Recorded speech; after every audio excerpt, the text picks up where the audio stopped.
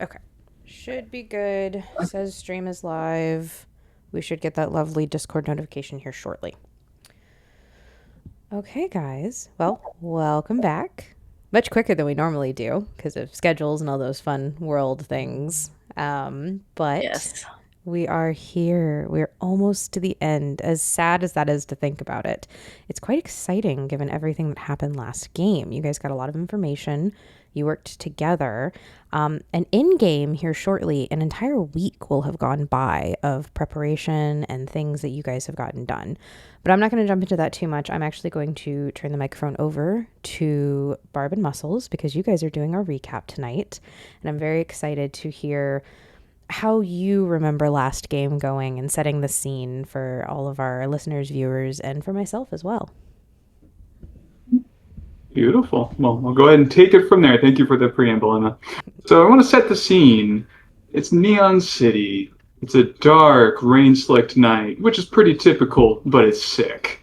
There's, of course, neon lights all around, but this is the nice part of town. Things are a little more monochromatic. It's not been quite as colorful and fun as it used to be. And for reasons that we will get into very, very soon. Imagine, if you will, there's a nondescript office building, one with the usual amenities, your office drones, your office workers. Something's going on in there. Probably some kind of secret office, maybe? I don't know. It's an office building. Whatever. You see it pull up under the cover of night here a motorcycle. It's blue. Kind of weird for the setting. It has wheels on it. More of an older, more retro sort of vehicle. And off dismounts Sir Nanahan, who is wearing her trademark big white raincoat with her blonde hair sticking out the back of her helmet that she takes off, walks free, picks up a package from her storage cargo compartment, goes up, walks into the building. And she approaches the receptionist is already clocked out, so she just makes her way up to the 7th floor where she meets with someone that Barbamoosh will introduce. Of course, she is bringing a delivery to Abigail, who has been here in the building working on her preparations for us crashing this particular conference that is coming up. She has been making contacts, trying to get the lower level folks to be as inconvenient as they possibly can the day of, to make sure all the phone lines are tied up, to make sure that there's, big traffic jam in the streets so that there's not going to be a bunch of backup coming in to cause us problems. And she hasn't been back to the bar very often, so she's looking a little bit more worn, a little bit less perfect than she usually does. And she takes the box from Seer and says, "Oh, thank you. I really appreciate this. I wouldn't be eating otherwise." Always happy to give a delivery for a valued customer. Don't forget to give me 5 stars on deliver before we forget. Also, an extra little thing that came in from an anonymous admirer, or rather someone that just appreciates what you're doing. And she pulls out like a thermos that has a lovingly mixed gin and tonic from Gearshaft. Who knows that Abigail's been pulling really long days this last week. Oh, bless Gearshaft, bless everyone. My goodness, I feel like I have been through the ringer. Remind me, what are we working with here? You're that in the thick of it, are ya? All right. So this is what's been going on. If you recall, about several days ago, we got all of that information about what the Megacorp is doing with the Blackout conference. You've been staring at it longer than me. Right. Conference, right? Right, conference. Right. Okay. We put together the information, and we've been going over a little bit the last several days while you've been stuck in here. And From the information we gathered, we know when it's going to happen. You're well aware. We know who's been invited. We know that PZ took a promotion and seems to be the one in charge of getting rid of and denying all the permitting for our neon festival that we've been wanting to do. Also, turns out Sonny's dad was up for that promotion and didn't get it. It's been causing a little bit of stress for our favorite graffiti artist. Poor Sunny. She deserves so much better than literally anything that she's got. Those parents, terrible. I mean, they do rate me 5 stars, so I can't hate too much, but I'm surprised based on what I've heard about them. I'm just you're that good. You're that good. Yeah. That's right. But nevertheless, yes, she's not been doing so great lately. She's been hanging around the bar a lot more often, doesn't seem to be going home. Oh, yeah. I wonder if there's something I could do. I'll think about that. Maybe I could have you deliver her a little note of encouragement or something from me. Would that be weird? I'm not really an encouraging type most of the time, but I feel for her. Poor girl. Never too late to reinvent yourself. I mean, honestly, if you ask my opinion, I think you're getting a little too deep with this megacorp business, and humanizing yourself wouldn't be a bad idea. It's a fine line. Well, nevertheless, other things that we've been up to and working on, we found out as well a week ago, if you recall, that I put a lot of these pieces together between the cybernetics, between trying to crowd out folks like us that enjoy the vibrancy and the color and whatnot.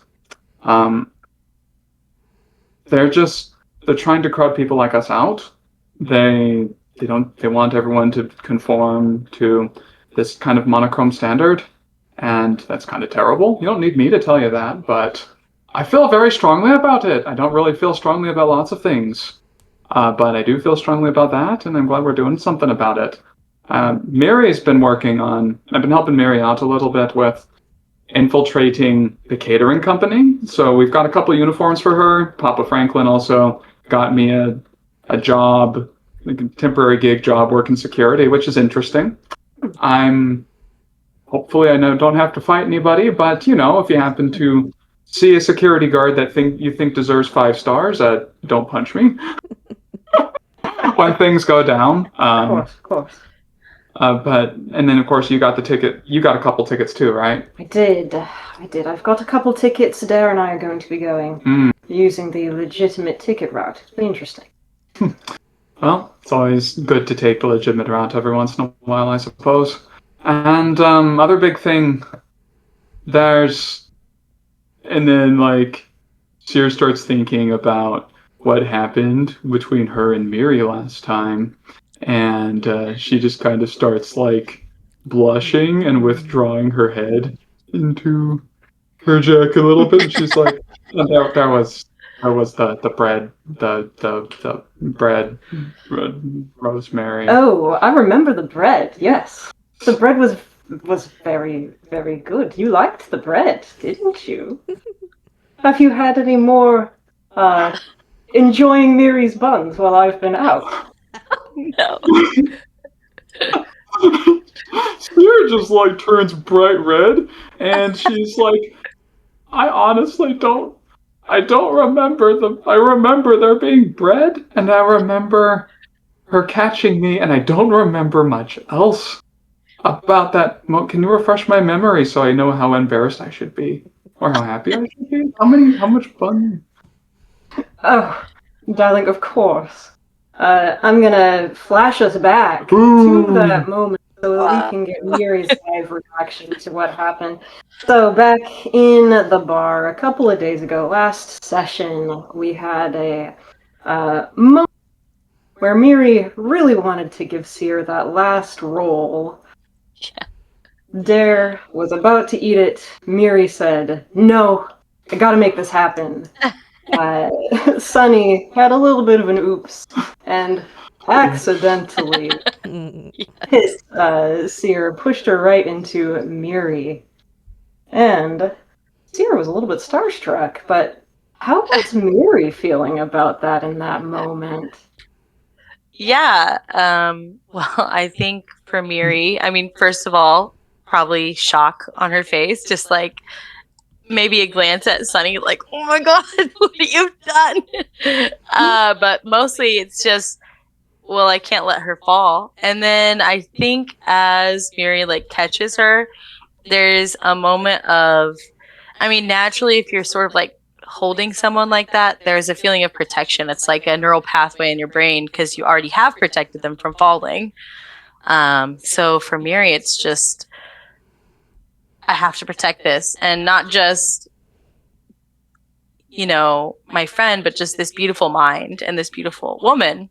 And yeah, I think as she realizes this has become a deeper feeling for her, she just flushes pink. She's naturally sort of warm toned, but she just gets more warm, like blushes even to her shoulders and like chest. And as she sets her back up, and it's like, "Are you good?" And Siri just goes, uh-huh, uh-huh. Yeah. I'm so bored. Do you ride motorcycles?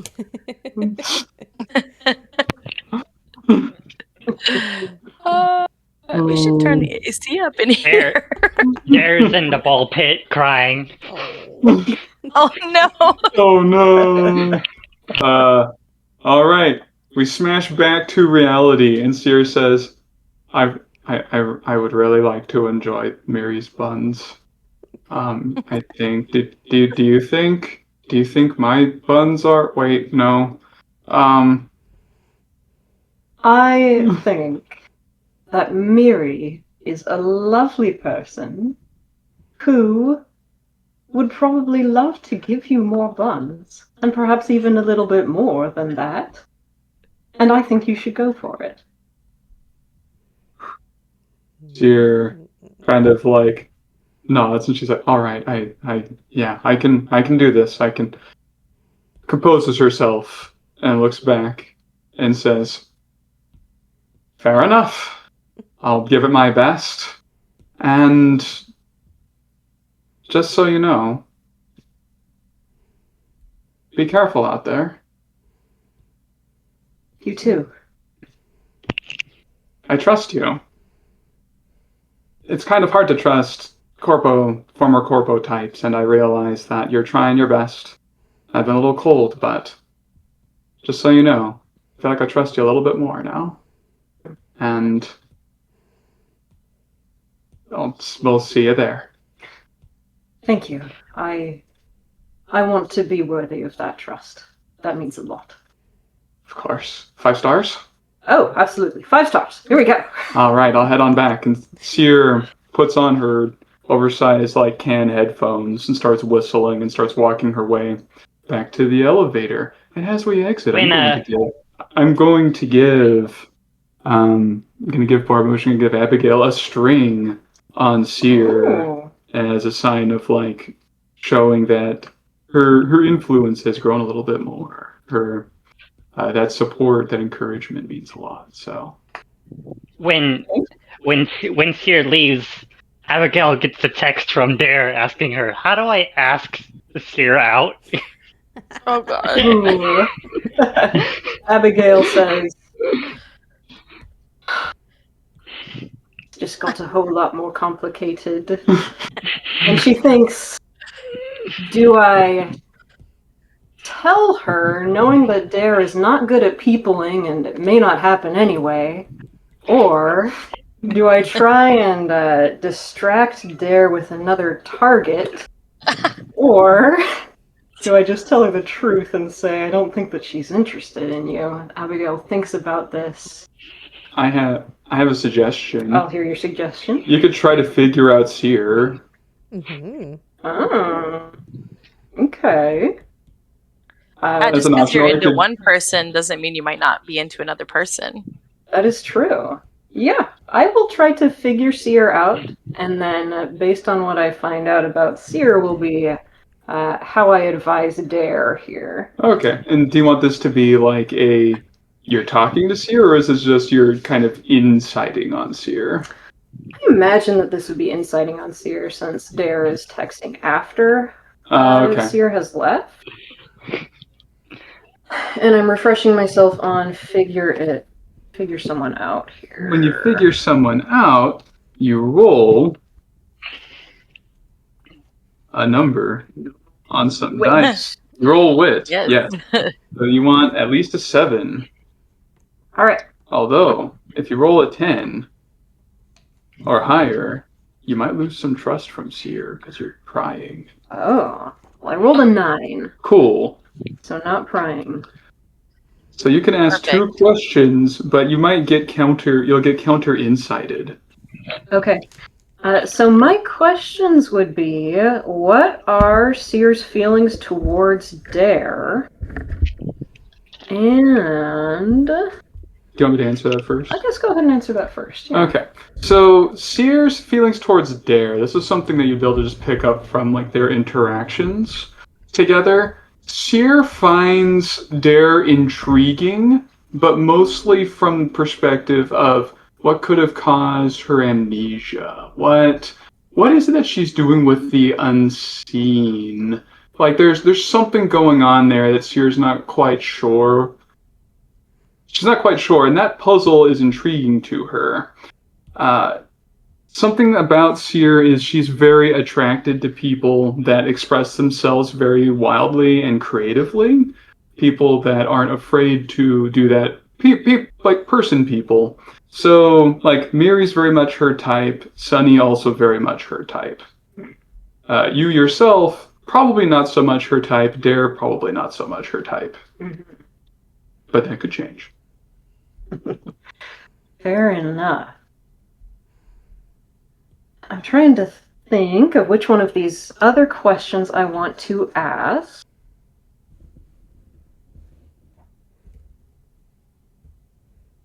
I guess I will ask, how would Seer feel if I gave Dare advice on how to ask her out? Very awkward. Fair enough. You just gave her advice on how to ask Miri out.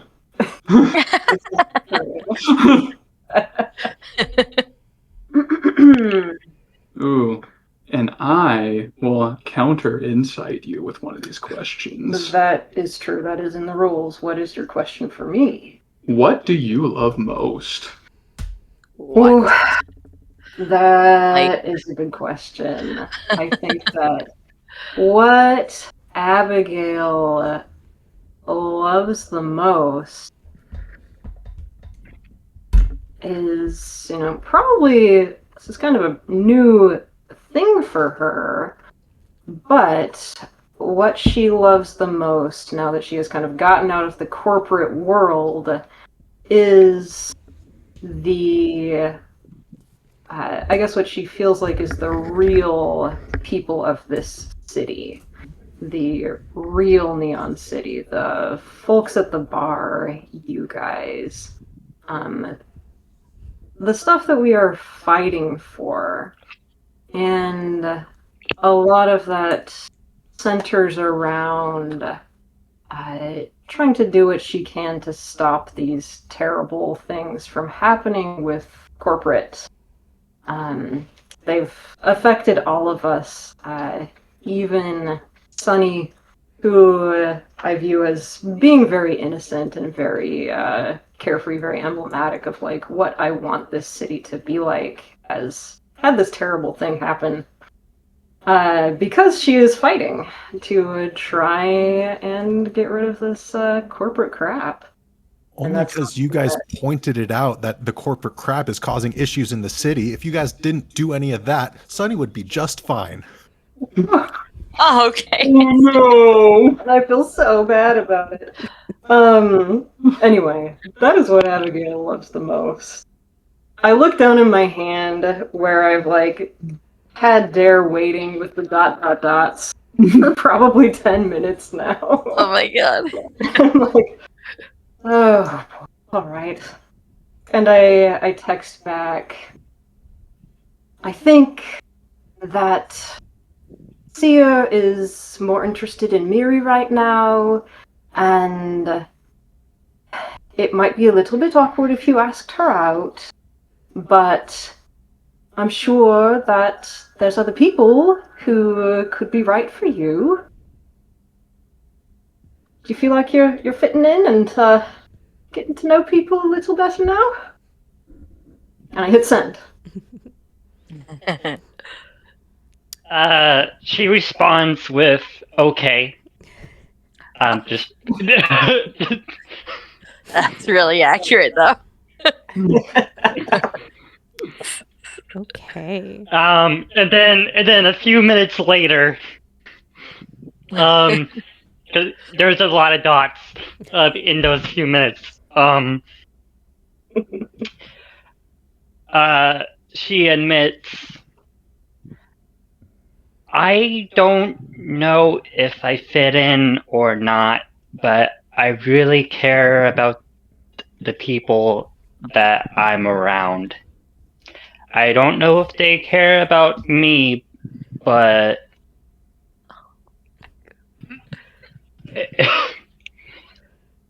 end of sentence. Oh my god. Oh no, the character limit strikes again. Or does it? Imagine how much worse it Abigail. would be if that's the point that Abigail finally got some sleep. Oh my god. Oh, no. I will never sleep. Never. She just You drank did a it. gin and tonic. You get another text message from Seer. 5 stars. I text back, dare, and say, well, I think you're fitting in really well, and I know that we care about you. I don't think for Seer it's in a romantic way, but I do think that she cares about you.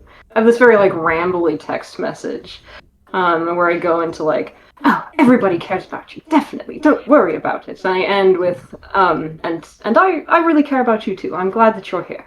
I hope that you know that. Dare, quit texting. You promised you'd train me to fight. I'm pissed and I need to let out steam. Help me. So it's Dare- Sunny just like Dare punching a sends- punching bag. Dare sends a heart emoji. Aw. I love that. A black one, of course. Perfect. Okay, guys, that was wonderful. Thank you so much for that. I think we all feel refreshed and recapped, and we remember now all of that worrying and amazing and just all around overwhelming information that we received last game. And last game for us in game was a week ago. In that week, lots of things have happened. There's been scheming, recruiting, bribing, all kinds of getting ready for the Blackout corporate event that you guys just spoke on. So normally during this weekend, the Neon Festival would be happening. And the Neon Festival is usually a citywide event where the streets light up even brighter than on a normal night. Street artists do murals.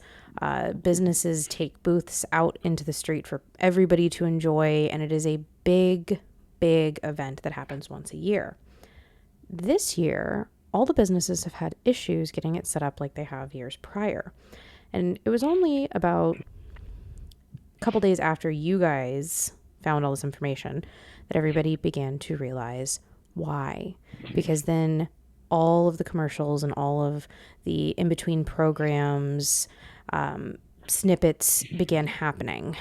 And everyone began to see the big Blackout corporate event. It was to be held specifically at the largest corporate building further into the upper city, the one where everyone knows all of Megacorp's finest and richest and powerful tend to either live, reside, or work. The event is technically open to the public for a price and for support in the Blackout movement that has been pushed so hard over the last couple of months. The true crutch of all of these feelings you guys as a group have been feeling and the pushback that you've been feeling from Megacorp is this movement.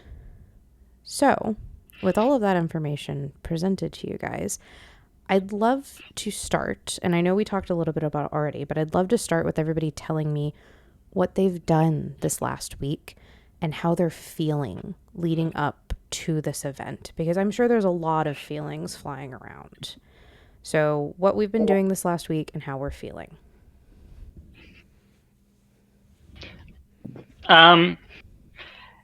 Dare is doing her best to people. She's a vigilante in the city, especially in the more the undercity area.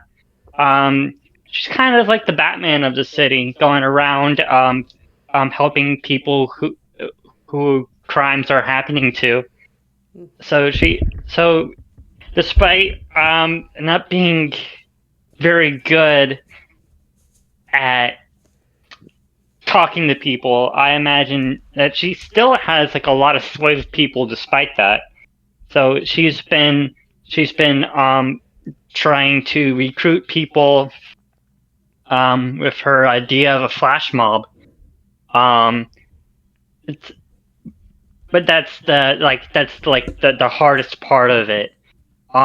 What she's also been doing is she's been setting up the technical aspects of the flash mob, getting all of the colored powder, doing the music set up, hidden speakers, just all the tech ready for it, which is more of her speciality. But she's been feeling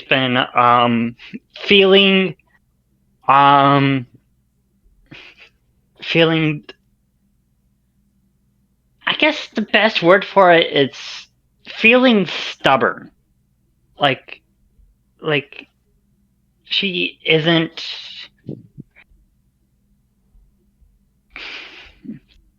Yeah, she's just feeling stubborn about it. Like, this is going to happen.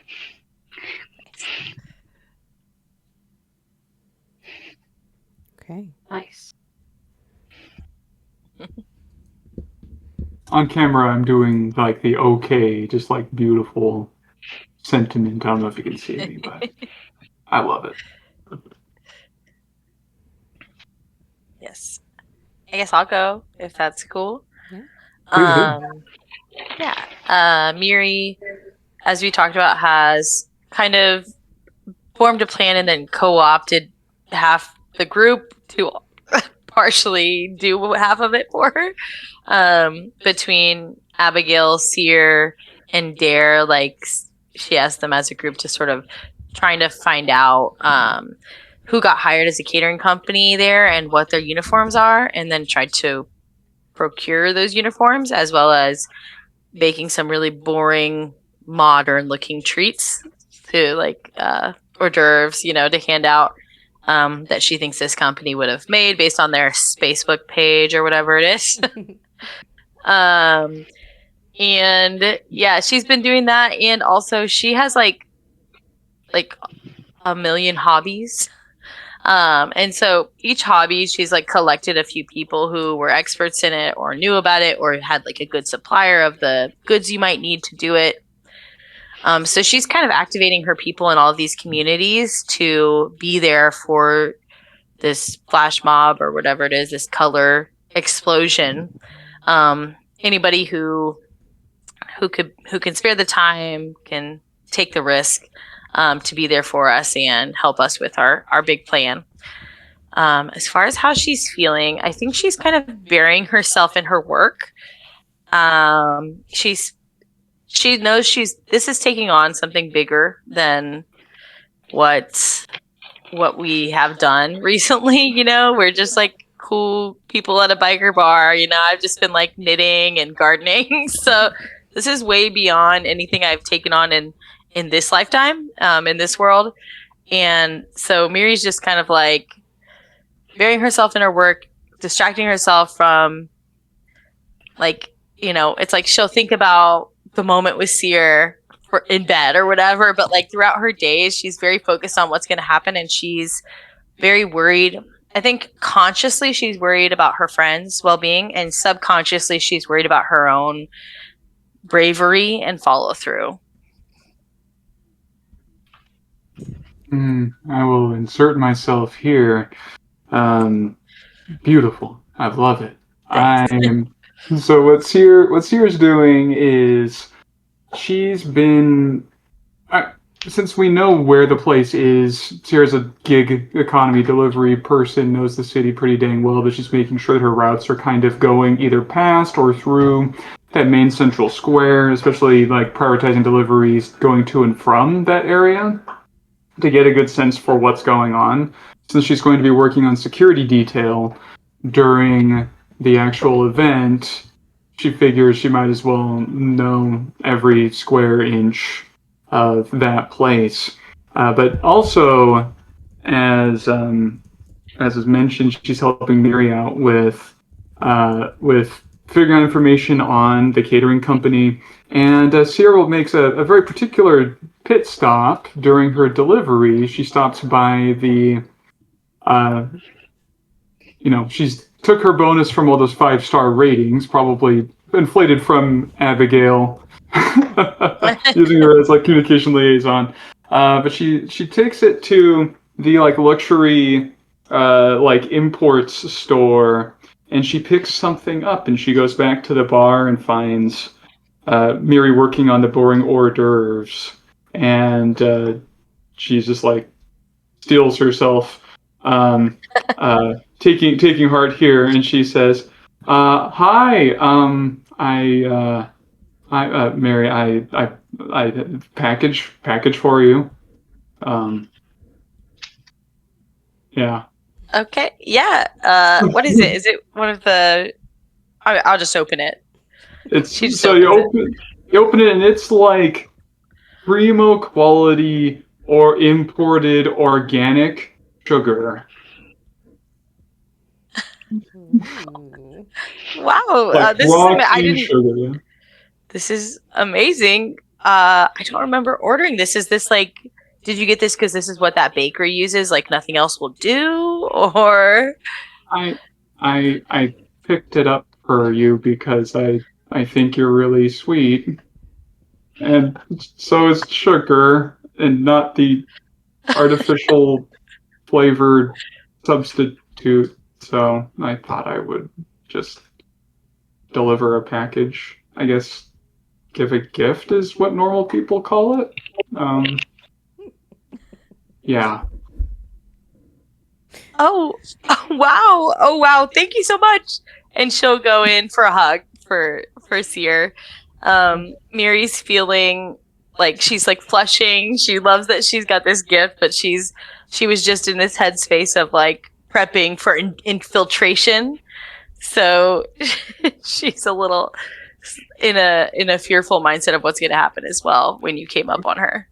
Oh, Seer doesn't like much of a hugger, so it takes her a moment, and it takes her a moment, but eventually she like reciprocates it, and then she might she squeezes you, and you can feel. I'm guessing she's taller than you, but you kind of feel like she's smiling, and also is what little you can see of her outside of her jacket. She's blushing super hard because she's doing a hard thing. But she very much. Miri will feel that smile and will go up and peck her on the cheek, and then like some kitchen alarm will go off, and she'll be like, "Oh, my pastries!" And Seer will just kind of like, she has the face where it's like Seer.exe has like terminated suddenly, and she just kind of like. Dare's in the back of the room eating a pizza, watching this. Of course. She's been watching the entire time, silently eating. Every time. It's the Drax moment from Guardians. And maybe during this setup part, Sir will like take some time to try to help out. She doesn't know how to bake very well, but maybe she could use that, and we'll segue. I'm going to segue over to Parker here.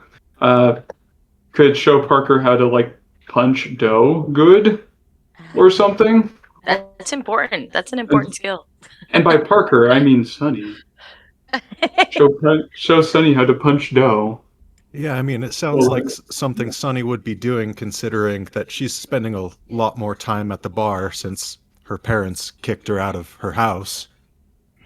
But yeah, she came home that night where we had the planning, and then she was like, "Yeah, we're gonna stick it to Megacorp." And her dad was like, "If you're gonna stick it to Megacorp, I could get fired. Get out of my house." And it's like, "Fine, I don't need you." And I take a little motorcycle trailer, and I pack up all my stuff, and I park it next to the bar somewhere and try to hide it under some boxes, and just like, I'll just like start bartending at the bar and just spend all my time there. Like, I'll be up early in the morning to help Miri with the baking stuff, but I'm just always there now.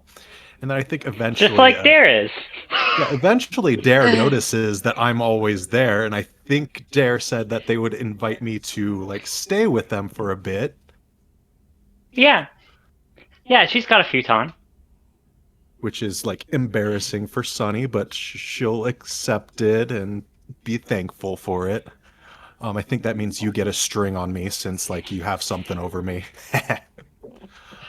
But she is having a really rough week, and her task for this week is to make her motorcycle have like a paint bucket thing or something that she can drive and just drip paint behind her, like some Tron type thing. Badass. And then it's like, I think Abigail's turn, right? She hasn't been around the bar too much. I'd probably ask about her. Oh, Seer can update you and then just be like, "Oh yeah, I've been going back and forth with Abigail a little bit over the last couple days, letting her know what's going on. It turns out that she is." And I'll take over from there. Abigail has been working with the contacts that she still has in the Megacorp organization to try and get the lower level people on our side to the extent that I can, add them to the flash mob, make sure that they are not going to be of any help to the higher up people who are doing these bad things and whatnot. I think that another thing that she would be doing before the day of the actual conference, since Dare and I are going with actual tickets, Abigail at least is going to be getting a nice dress, and she's going to suggest to Dare, would you be open to a bit of a makeover? I think that we really ought to be looking our very best going with these tickets. Would you be open to wearing a dress? Can I wear a suit? You could wear a suit. I'll wear a suit. All right. You do look good in a suit. Good choice. I think Abigail will have one of those dresses where you can like pull a string or whatever, and then the outer skirt falls away, so it's like black, but then you pull the string and it's this very colorful thing. Nice. For when we are going to be doing the flash mob. Going into this... Yeah, go ahead. I'm not used to Dare black and white outfits, but damn, you guys look good. Yeah, Dare wears... Thank you.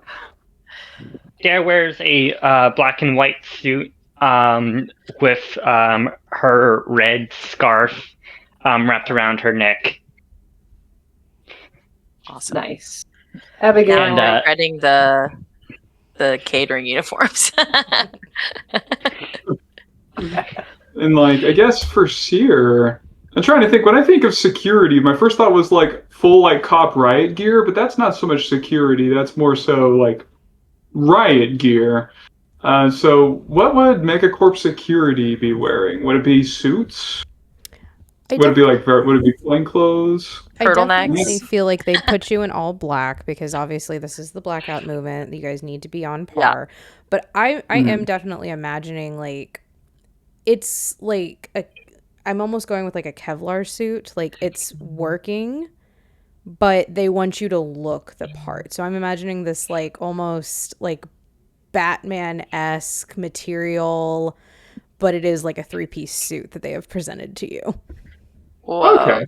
Well, so Sears rocking a all black Kevlar Form ass fitting nanotech for form one. fitting black suit, 3-piece suit. I love it. And I Hey, think that's usually what I wear. Sears says, I suppose so, but the difference is, for me, this is just a working uniform for tonight. But for you, Dare, I do have to say, as she like looks you down to up. You got the heels, nails, blade, mascara. You got the fit You went check for your there. napalm era. It looks like. Hey. You went there, and I love it.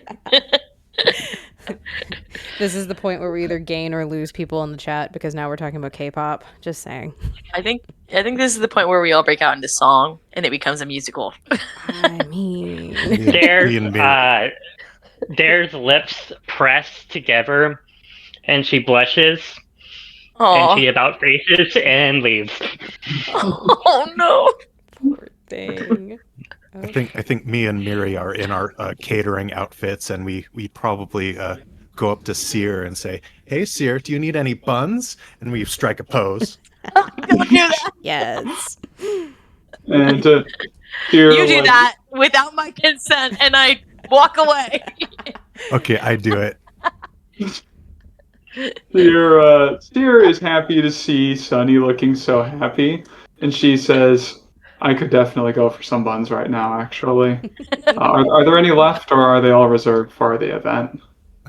Uh, yeah, you can have one. I don't care. I don't care about feeding these people. Hey, okay, I want to roll something right now. I want to figure out Sunny. I Sure. want to see if Steer can figure Sunny out. So I'm gonna roll, and I get to, because of my Viscera playbook. There's some fun stuff that happened with this. We'll see if I roll. Oh, good. Okay, that is How do I a. fight? You what? How do I fight Don't you? figure me out. No How do you figuring find me? out. Okay, well, I rolled a 12 total. I got a. What? Oh wait, no, that's a 6, not a 9. I'm sorry, it was upside down. My bad. I need to learn how to read. My defense, it came up like this. It looked like a 9. So that's a 9 total, which means you get to counter figure me out. I didn't roll high enough. So to get a 10. So right now, I guess Sear's noticing this, and she's just going to ask you straight up, Sonny, what are your feelings towards life right now? You just seem really on edge. It's not like you.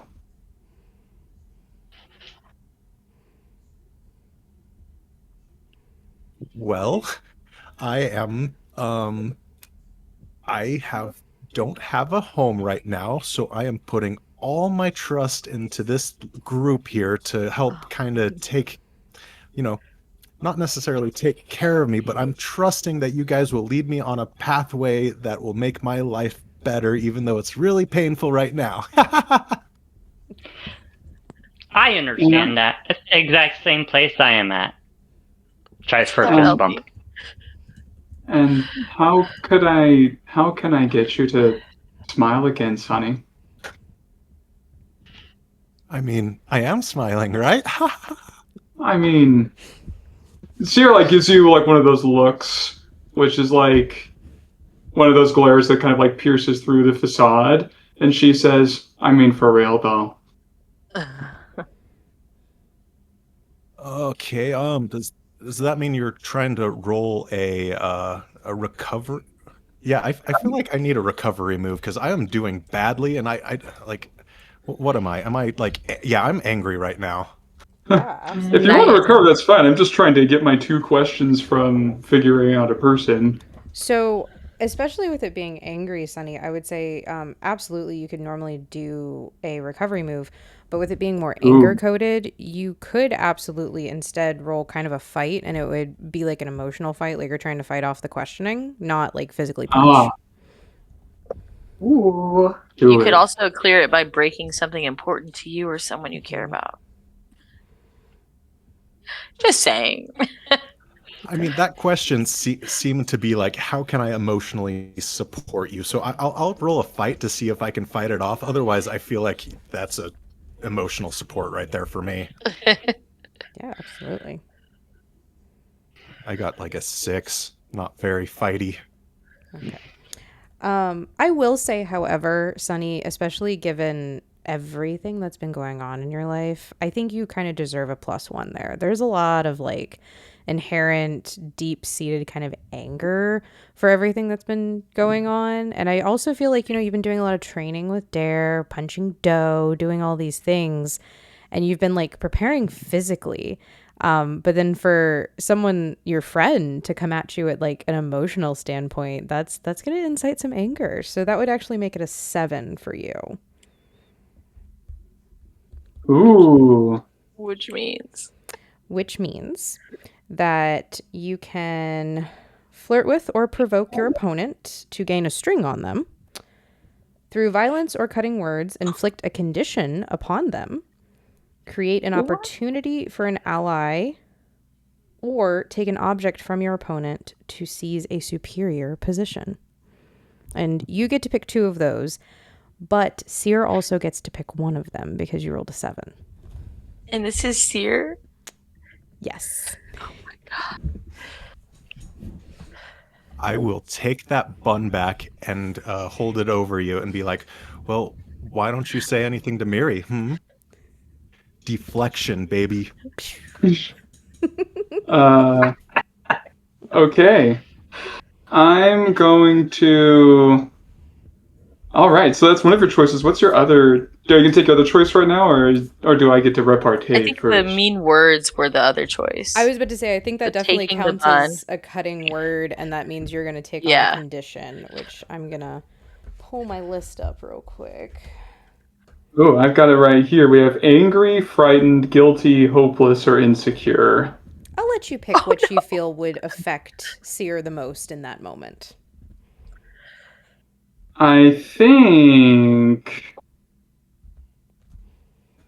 I'm gonna roll into. I think I'll choose insecure as my condition. Yeah. Okay.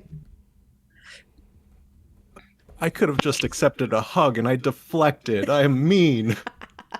You're You're hurt. just There's dealing a with difference. a lot. You have a condition right now.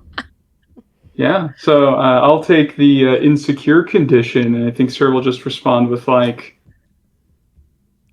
that. I'm sorry if I was being too direct. I just wanted to help, I guess. I guess I'll just. She kind of like looks off towards where Miri walked off to, but feeling insecure, Seer's just going to say, "I'll just leave." And so Dare will tug on Sunny's arm and motions for her to follow her. Ooh. And as they separate here, I choose my toll that I take on you, and that is I'm going to use my passive aggressive leaving or whatever to take a string on you.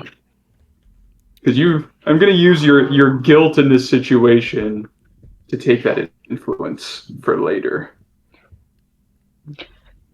Yeah, I very much feel guilty. Dare will want to take Sunny to the roof of the building, and I imagine that there's some chairs there, like beach chairs, the really comfy kind. Oh yeah. And I think I just want to give Sunny just like a quiet place to calm down. Oh. Dare doesn't really say anything, but she's also not unwilling to talk. She'll talk if Sunny wants to talk. If she doesn't want to talk, then she'll stay quiet. But yeah, she's just giving Sunny a place to be quiet if she wants to. I think Sunny will be angry painting up there, just like splashing paints of red and like purples just everywhere, just yelling. Well, not like yelling, but just frustratedly grunting and stuff. And eventually, I think it'll come out that that Sunny feels like their innocence was kind of taken away, and it's like how could I have been so blind all my life to the shitty things that this corporation has done, and like I'm just complicit in everything, and she's just gonna like cry after all that anger and venting. Deer will come over and rub her back. She doesn't.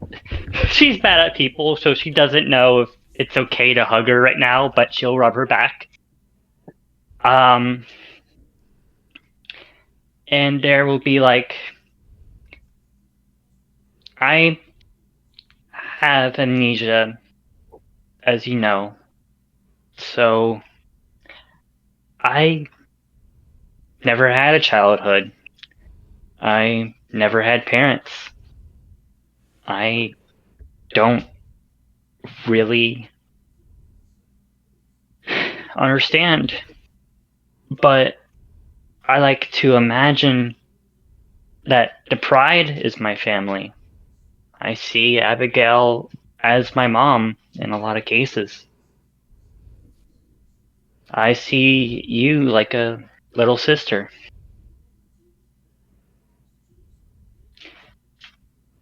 Okay, I thought you were going to go for something romantic. I was like about to kiss you, but if we're just sisters, I'll give you a big hug. And she'll give her a squeeze. When you're so nice, you accidentally cock block your own self. Ugh. Yes. Done that. Ugh. Well, Sunny, I was going to give you a condition, but you did what you needed to get the condition gone. I was going to give you angry, and to get rid of it, you need to lash out and let that emotion out. So you did that. You let out all that anger and paint, and I'm sure you're still angry, but I'm sure she also feels a little bit better now. If Dare wants to do an emotional support move, that can also clear that effect, because I feel like they deserve a role for that role play. Yeah, absolutely. That was a great role play. Yeah. I wholeheartedly agree.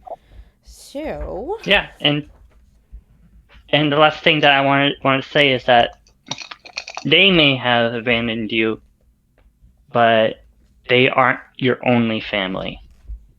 There's plenty of people who haven't. God. Yeah, it's emotion, hard to guys. accept found family after being torn apart from given family, but this is better for Sunny. Okay, what do I add to this? Either heart or spirit. Oh, I'll do spirit because that's a +2. Mhm. Okay, 6 plus 3 plus 2, that's 11. Okay. And an important part of the mechanics in Thirsty Sword, do you have a string on Sunny already marked? Yes. So you actually get an extra +3 to that because you have a string on them. Whoa. Which is one I of those believe you things have that to we talk spend about the- with strings. I think you do have to spend the string to get it, though.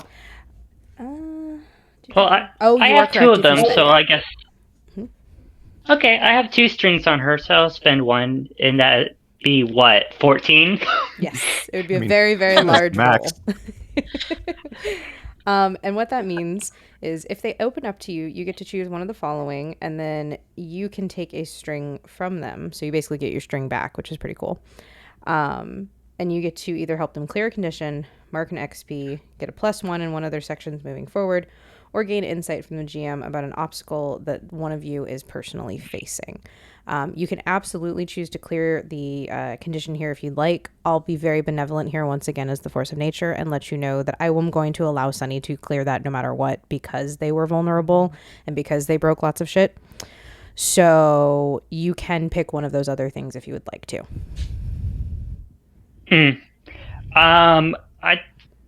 I will give her an XP, and I'll give her a +1 to her stats. Okay. Perfect. That was very kind. And it was a great, beautiful role playing moment. I loved every bit of that, guys. That was beautiful. Now, with all of that beautiful emotional things aside, you guys are heading to the blackout event. So I'm going to start with Seer because I assume, being security, you would probably be the first there. You would probably be at the event before anybody is even let in because you're on the security team. And you get sort of a... In Thirsty Sword, there's not an advantage, but this is sort of like I'm giving you a freebie for if you want to give any insight to your group. I'm also going to say, for the sake of ease, everybody is wearing an ear comm that Gearshaft provided with you guys so that you can speak to one another. You do not have to hit the ear comm to speak in it. It's basically just an open channel at all given times. If you want to hit the ear comm when you speak into it, that's entirely up to you and your character. However, you guys have been given those so you can communicate. So, Seer. Ooh, can I make a request for the ear comm? Absolutely. We have matching lion pride themed earrings. I love that. Everyone's got like It's subtle. I love it's there. I don't know if anybody had the same ones, but when I was growing up in like middle school in the early 2000s and stuff, we had those like big flower gemmy earrings that were like real big on your ears. And I'm just imagining those but like with a lion face on it, like the Swarovski ones. Mm-hmm. And everybody just has like their different color for it. Nice. Dare That's subtle. had to get her ears pierced in order to do that. Oh my god. It's a clip-on. I love it. She didn't know it was a clip-on, so she had to get her ears pierced anyways. No, yeah, she had to get them pierced. It's just funny. Totally fine. That being said, so Seer, you arrive first. How the event itself is set up is it's out mostly in front of the big corporate building, and then some trickles into the bottom floor where there's sort of like a miniature amphitheater. It's got like a stage and then like a semi-seating area. This is used basically for like when Megacorp wants to do recruitment, when it wants to have like events for the employees, sort of like the rah-rahs and things like that. And they're molding it to this event. So they've basically like done the best they can to fold out like the big storefront glass to open up to sort of like some all black silk tents and some like outdoor seating. You see a couple different like vendors setting up, only Megacorp approved, of course, but this is sort of what you see upon your scope. You from the security team are kind of being left to your own devices as long as you're just kind of doing your round, and unless something happens, obviously. Okay, cool. So that's what I guess Seer's there. A couple things I'll add. You know, she's in her very tasteful black three-piece suit. I imagine security doesn't get neckties because strangling hazard, terrible idea.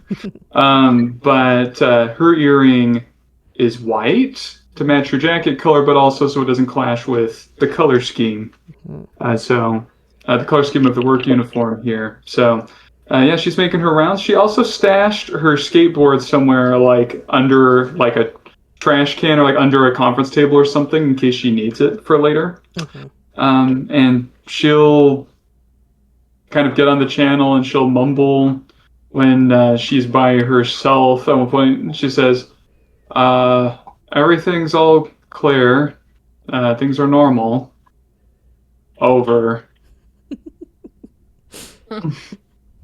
Do you recognize any of our flash mob folks getting into place? If you're done talking, you're supposed to say over. Over. Right. I see a few of them here. Over. That's great. Over. You look really good in your suit. Over. Cheers, like. What's wrong? I It's imagine like, I'd be getting there a little early too. Not as early as you, but Yeah. it's just like No, as I was going to catering. say, I assume that Miri and Sunny would probably next on the pecking order. As you guys are sort of arriving and you kind of are getting wedged into helping with the catering company because, they think you're with them. Yep. And as we do that, I am going to give you guys just a little bit of insight on some of the people that might be here at the Megacorp event. 5 people specifically. The big 5, the head council of Megacorp. You may not see them directly down here. Again, you guys have found rumors, and Abigail more so knows for certain that they are having sort of their once every so often board meeting when they're all in one place. It doesn't happen very often, and they're using sort of this event as a good cover to have it so that it doesn't draw attention. The 5 heads are Vera Nazareth, who is an influencer and media star. She specializes in doing sort of social media promos for Megacorp, whatever they want to be pushing, whether it's a brand or in this case a movement. She's the one that kind of tries to make it go viral and does all the dumb videos to go behind it. We have Zero, Z-E-R, the number 0, a musical mogul and producer. Seer, you specifically know them because they used to be a no-name disc jockey that once got too close to you and stole something very, very precious from you. Clinestra Polani. She is a real estate agent and architect who now owns most of the buildings in the upper city and is in charge of any and all construction that is approved by Megacorp.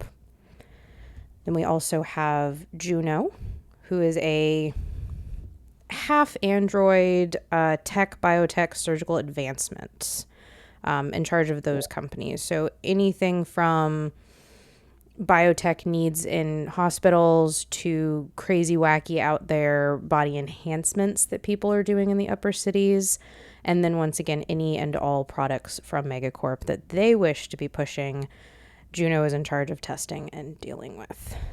The final one is a bit of a mystery. The newest to the board has also gained in power quicker than the rest of them, and most of the top 5 sort of fall behind this new person. Now, Abigail, I will tell you, you know this person. And it was only yesterday that you confirmed with your final pieces into place that it is indeed your mother, Regina, who took over this place just after everything happened and you left.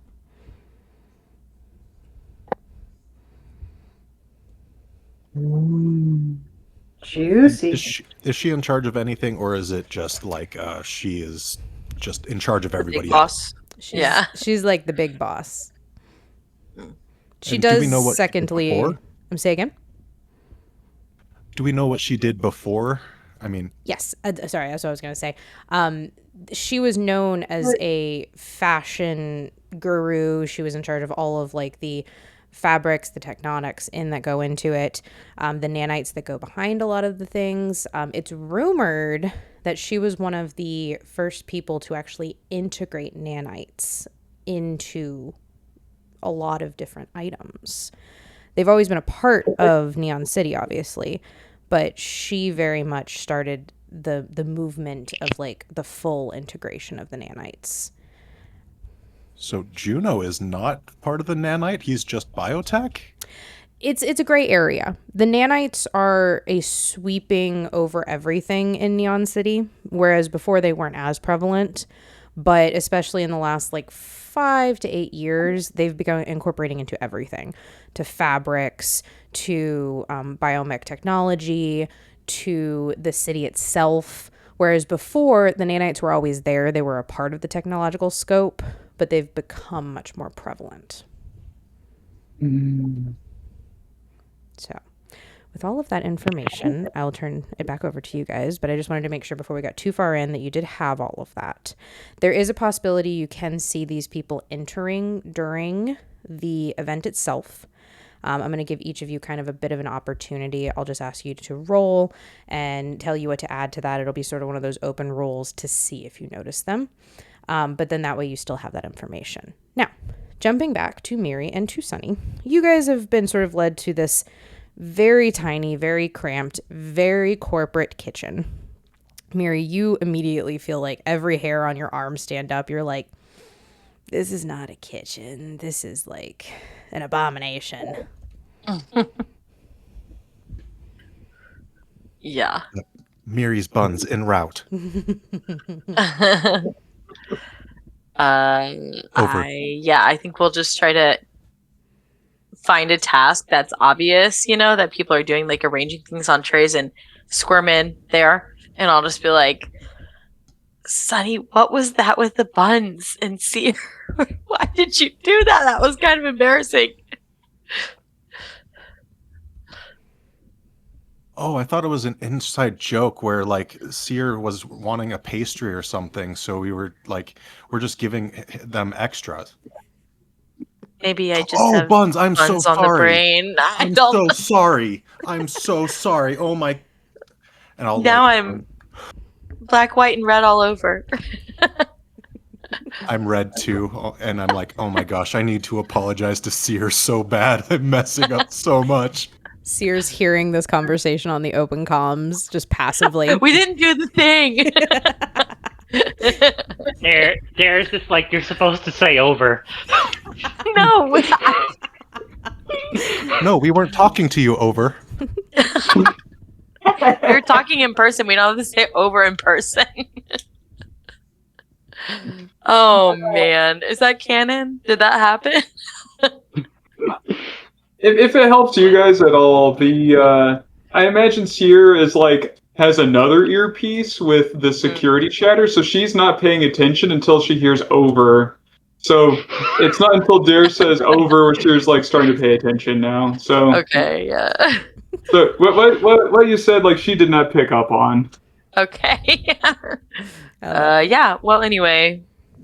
Should I go and see if there's any of the big five coming in? I'll spy a little bit and just peek my head out the kitchen door. Yeah, and I think what I'm gonna do is try to if there's any early goers to the thing, pretend to be giving them little whatevers and scope out if anybody's our people and try to spread them out evenly as much as I can. Absolutely. So I'm going to have you guys do just 2 quick separate rolls. This is mostly just to see how well you accomplish that. I know rolls are not super prevalent in Thirsty Sword, but for very specific things like this, I do like to give you guys sort of an opportunity to do such. So I'm going to ask you guys... I haven't rolled yet, so that's fair. Perfect. You guys are going to roll your 2d6. Sunny, I'm going to say you please add your wit.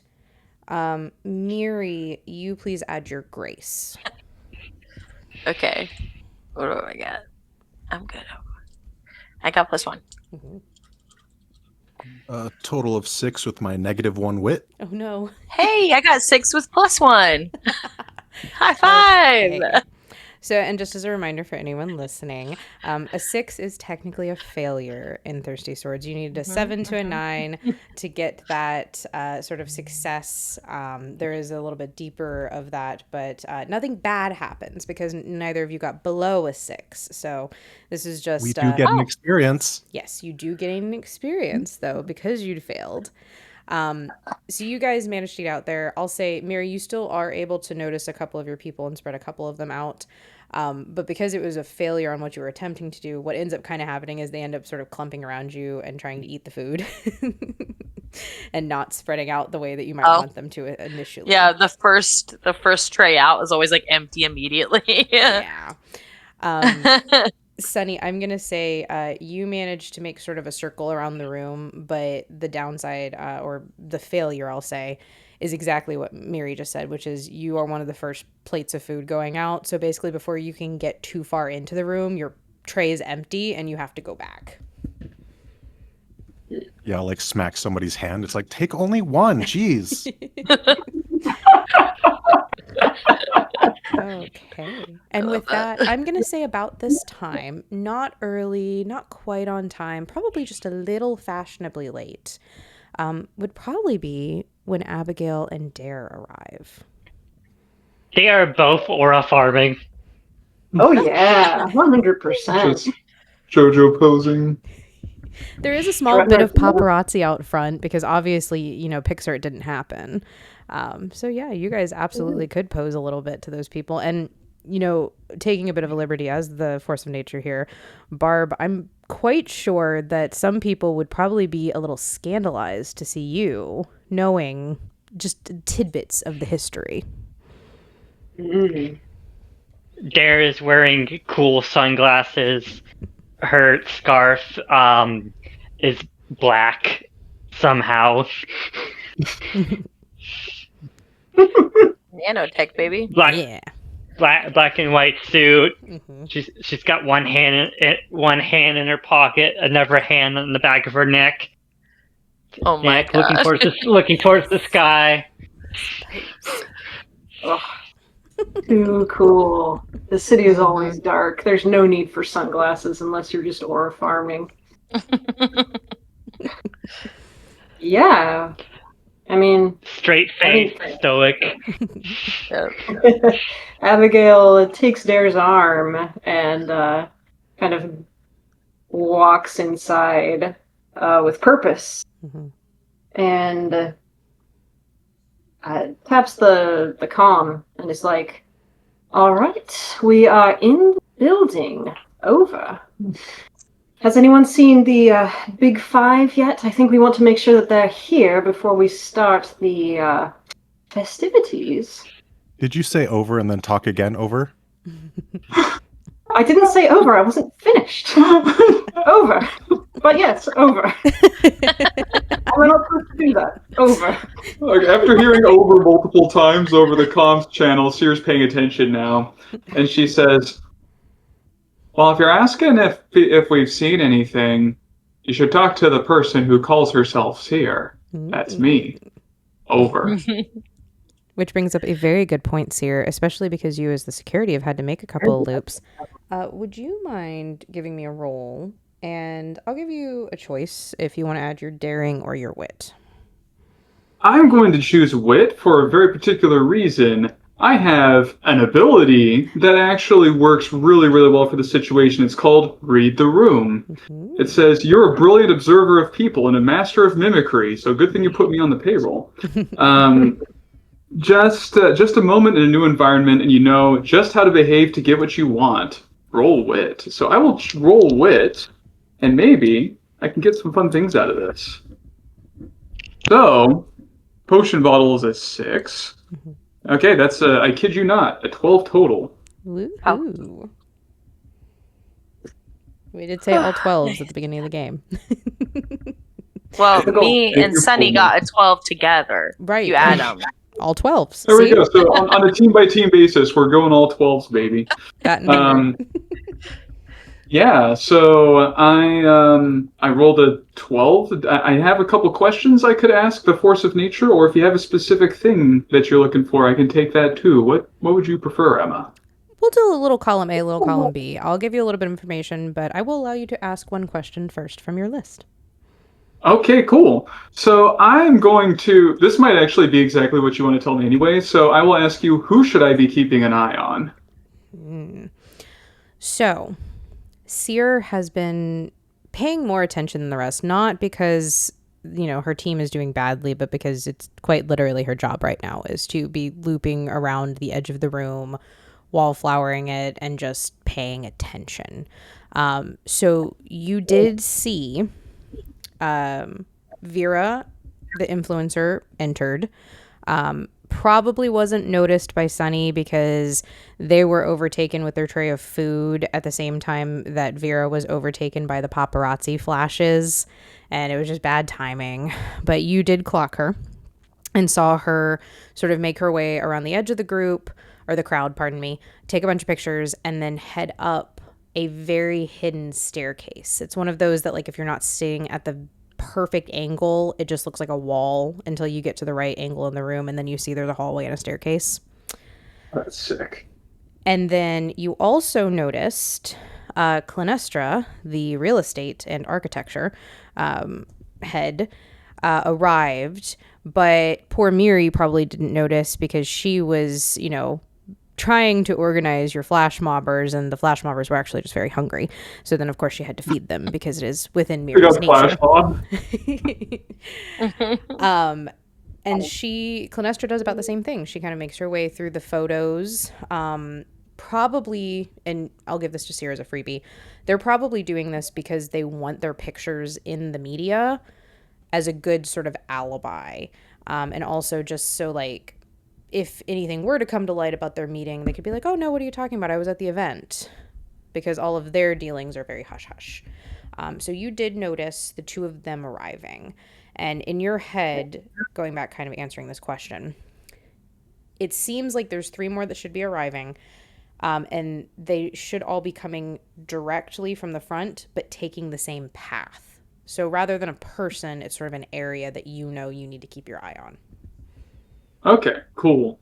And my second question that I will ask, that goes along with this, is how would I go unnoticed were I to also head up in that direction? Maybe the answer is just your security, duh, but well, I will give could that I as... get up there unnoticed? Yeah, absolutely.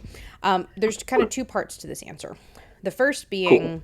The hallway that you've noticed, again, it is very, very smartly done. It's one of those, again, where like the corner and the hallway sort of like meet. And so if you're not at that just like absolute perfect angle, which kind of seems to be like the stage, which is probably done on purpose by design so that like people wouldn't find this just kind of on a whim. But unless you're staying like kind of at that perfect angle, you don't really see that there's that hallway there. Which means that nobody's really over in that area because they just think that it's a blank wall. So that would definitely be an easy way for you to kind of sneak to that area and get into that small hallway before the staircase. And the second part is a little bit of exactly what you just said. You're in full security uniform. So it would not be entirely out of the norm to kind of be posted in that area, especially if you had enough confidence to kind of just be like, oh yes, I'm here just keeping an eye on things, that sort of thing. Ooh. Sierra's pretty confident, but unfortunately she is insecure.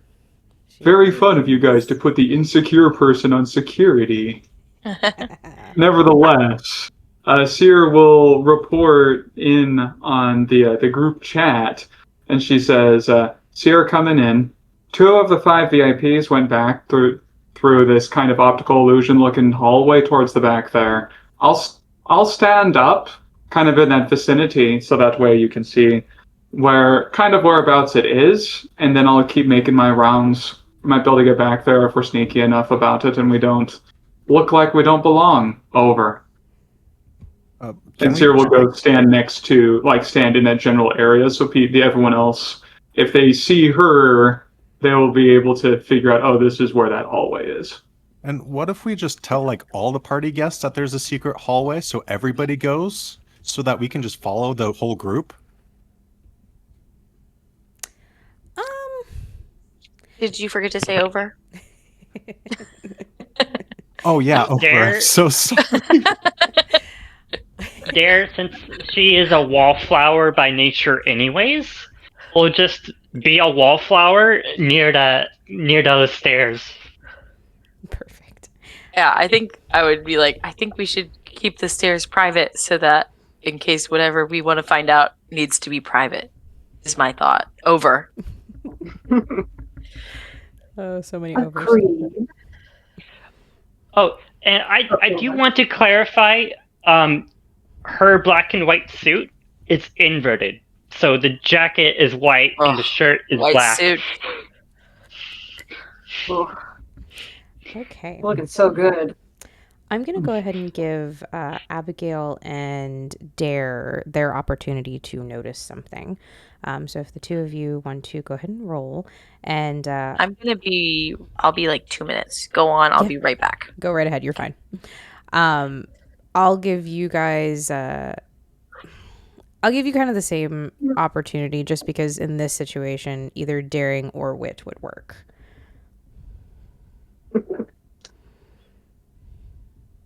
I will go with wit. All right. I'll go with daring.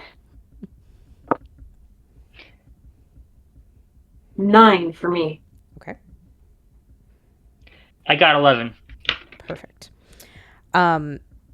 Dare, where you're kind of hugging the wall, staying away from the crowd and just staying near this area that Seer kind of gave you information on.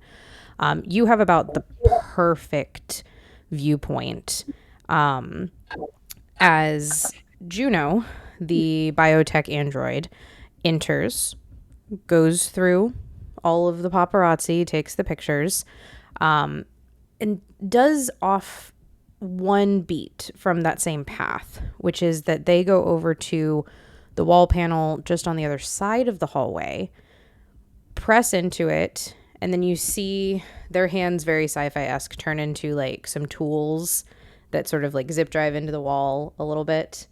You see it looks like they're maybe gathering some information off of the building, the unit, whatever it might be. They remove their hand, the wall closes up, and then they head into the hallway that Seer made you aware of.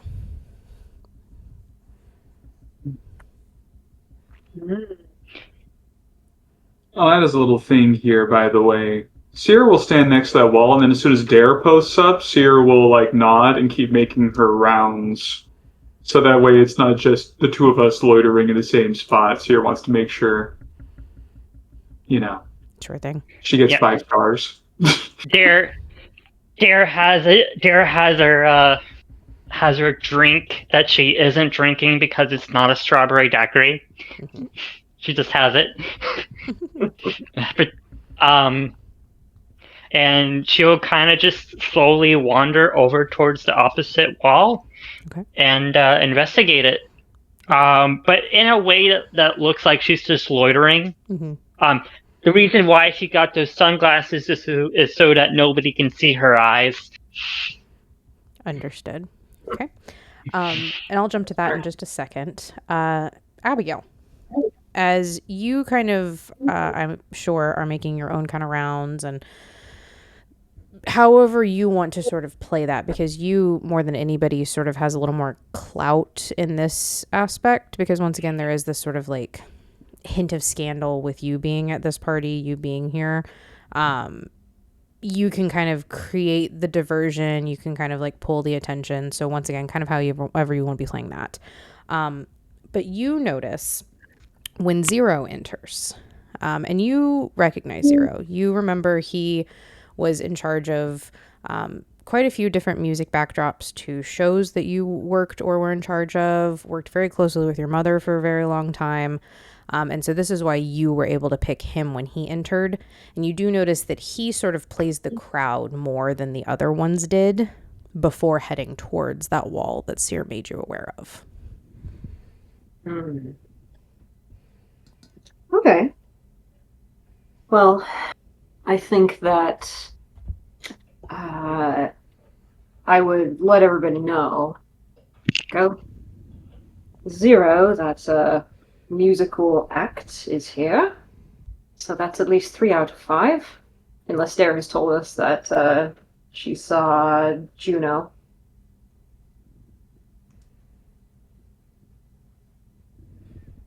That is entirely up to Dare on if they wanted to say anything over the comms.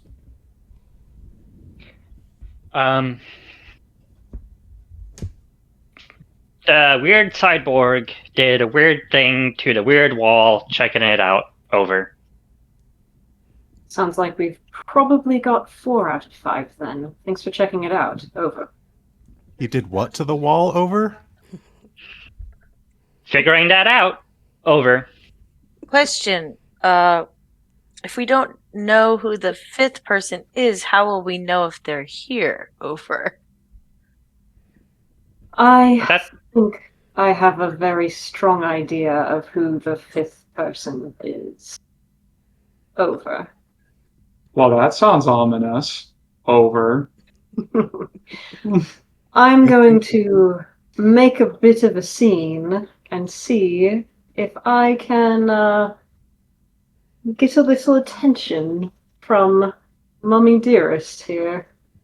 See if she'll reveal herself. I have a make a move scene if Oh. you want me to do something. Oh, Sure, what's your question. idea? Since she's all about those nanites, do you think she would be wearing a nanite covered dress? I could Ooh. give her a bad night with her dress, a bit of a malfunction. Wardrobe malfunction. That would be fun. Oops. Accidentally rainbows. I like that idea. I also want to hear what Sunny was thinking. Yes.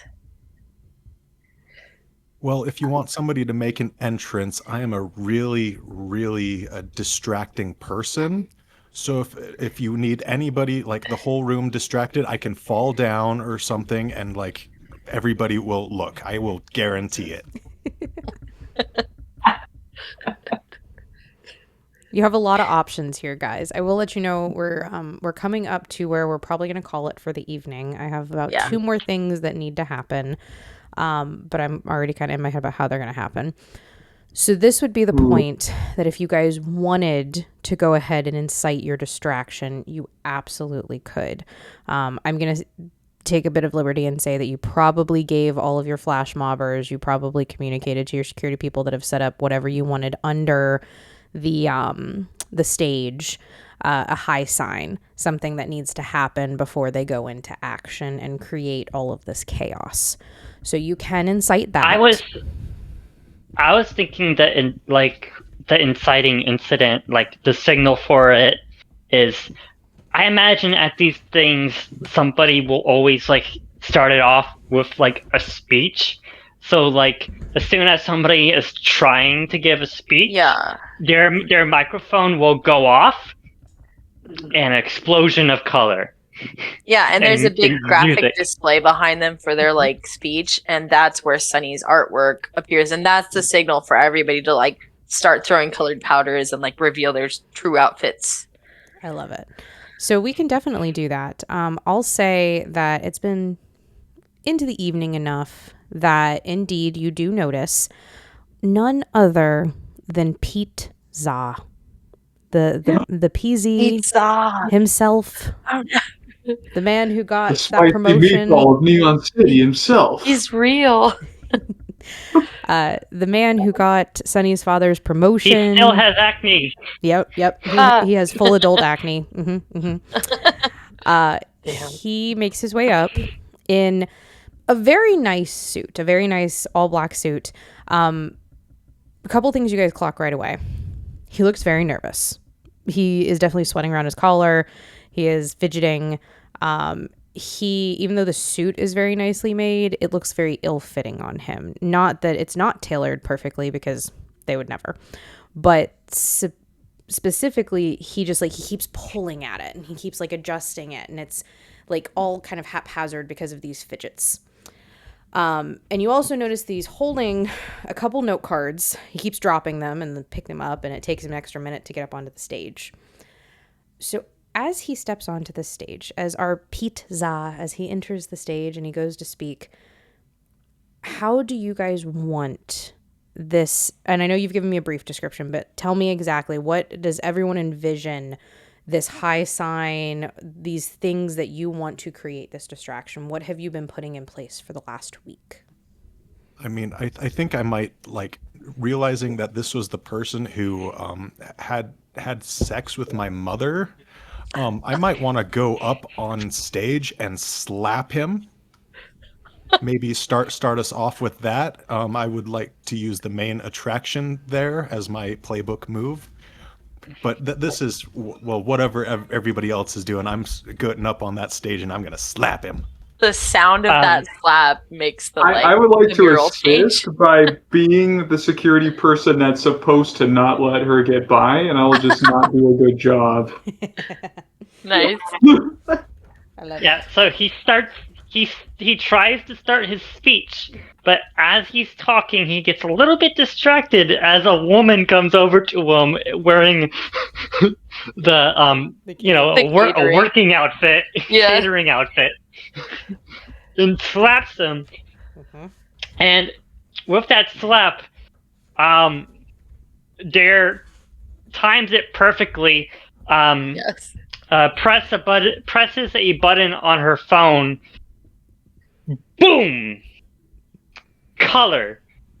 And then all the flash mob, all of their clothes, using nanites, suddenly colorful, rainbow, including Dare's own white jacket with a black shirt. It is now the colors of the bisexual flag. Nice. Yeah. I love it. Okay. And And Miri, as Seer, you're Music looking, plays. Mary, Seer, and Abigail, what do you feel like your characters would have maybe planned or integrated into sort of this spectacle? And it's okay if there's not anything specific, but I just want to give you guys the opportunity if there was anything that you wanted to add or describe specifically. Sorry, I would release my avant-garde, like modern takes on all these like things I would have squirreled away in like a cart that I wheeled in or whatever, and I pull them out from underneath and start giving them to like the other servers, and they like look normal, but there's like colored powdered sugar inside, so they like puff on people's faces, even those that weren't part of it. But I myself would not. I will resist the incredible urge to have an alternative outfit right now and try to stay undercover because I'm not naturally like a blend in type person. So these clothes are helping me a lot. And yeah, Mary will try to head towards where it was indicated the secret entrance was. Okay. As we have our big distraction happening. you're going secret entrance? Yeah. Okay. You and me. Dare will follow.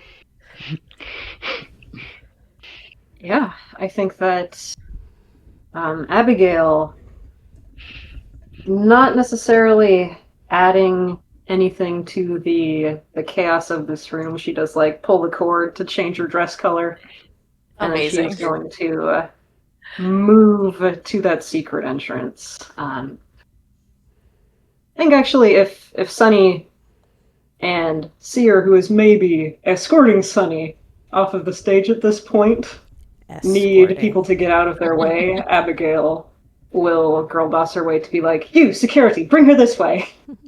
Amazing. I think I was thinking about maybe like apprehending Sunny, but I think I'm going to spice things up a little bit, actually. Yeah. I think what'll happen is Sunny's going to go up and slap this guy, this poor pizza, and Seer is just like, no, Sunny's having a bad day. Things are really bad. And it's very tempting to just punt her off the stage and just be like, security, bitches, or whatever. But that's not what she should do. However, instead of like, Seer is going to do her job to try to keep her cover, and she's going to like run up and grab Pete and just be like, "We need to get you to safety. Come with me." And she's going to drag him towards the secret entrance so that way she can get in there, but complicating Pete things is in her insecurity covered by in color. dragging Pete. She's complicating things by dragging Pete along with her because she doesn't know if he's supposed to be in the VIP area.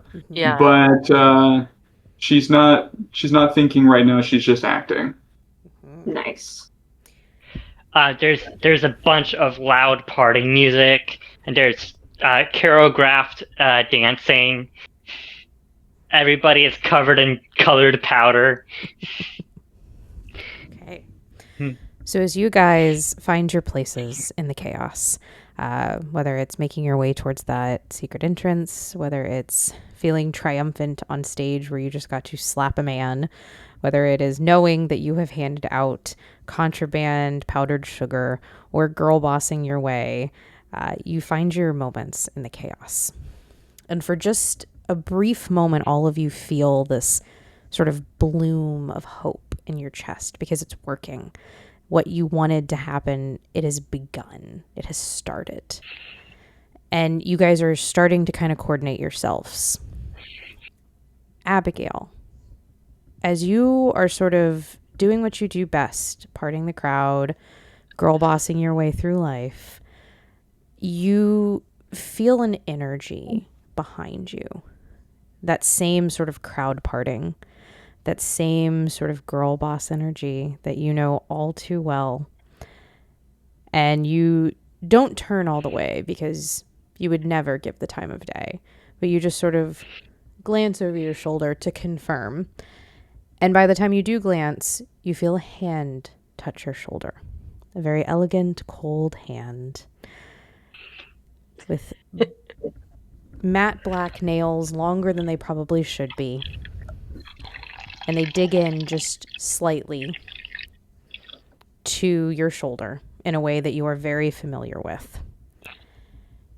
And you hear the velvety voice that you have not heard in a while, but you could never forget. And she says, "Ah, daughter."